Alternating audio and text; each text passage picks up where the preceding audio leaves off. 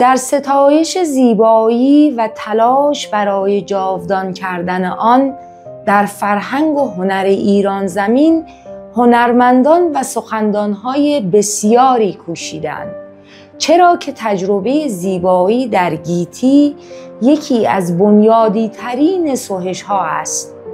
درک زیبایی و خلق زیبایی والا گوهری است ناب، وانگهی با گذر زمان به نیستی می گراید.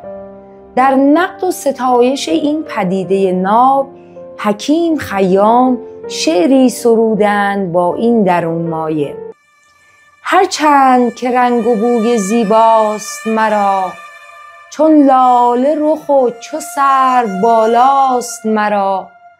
معلوم نشد که در طربخانه خاک، نقاش ازل بهر چه آراست مرا.